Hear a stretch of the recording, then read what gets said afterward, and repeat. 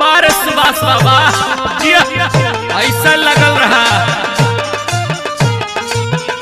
अरे होली आई होली आई होली आई रे, होली आई मस्ती छाई रे।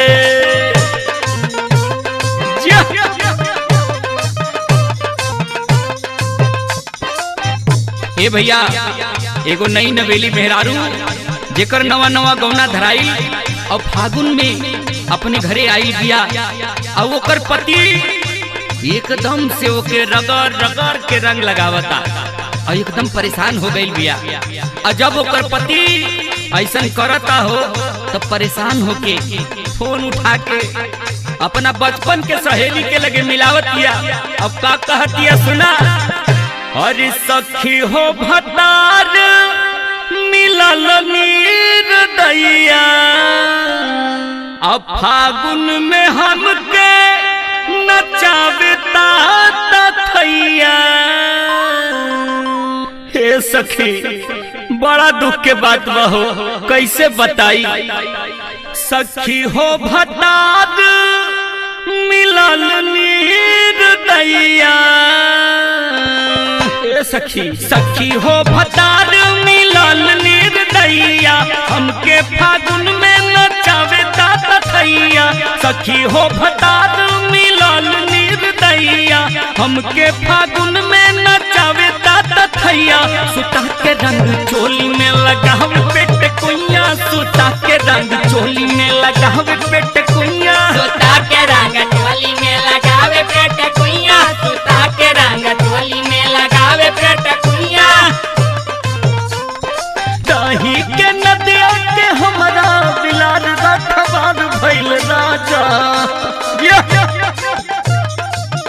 लगे दादई देवाद करी घाट ये राजा, पिछ करिए पे रहे कर हाथ ये राजा।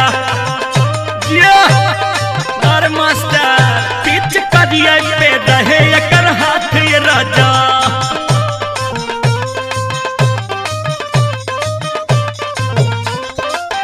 और आगे के हाल सुना का कहतिया। पकड़ी कलैया करे मान मानी, केतनो मनाई उ करे छेड़खानी। पकड़ी कलैया उ करे मान मानी, केतनो मनाई तब करे छेड़खानी। अरे लमहर पिचकारी सटावे मोरी मैया, सुता के रंगा चोली में लगावे पेट कुइया, सुता के रंग चोली में लगावे पेट कुइया, सुता के रंग चोली में लगावे पेट कुइया, सुता के रंग चोली में लगावे पेट कुइया। बार मास्टर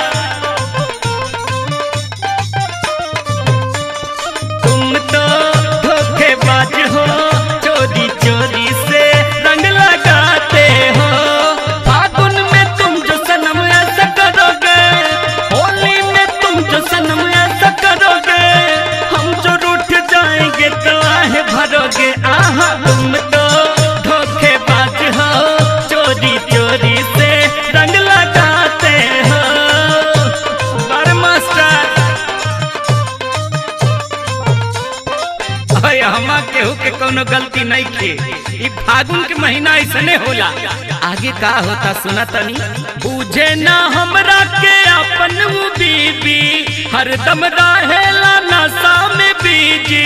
रसिया दबिंदर गणेश धर्मेंद्र डाले ले रंगवा हो एकदम से अंदर। ए सखी हमरो बेकार करे तना लड़ी कैया, सुता के रंग डाले चोली में पेट कुइया, सुता के रंग डाले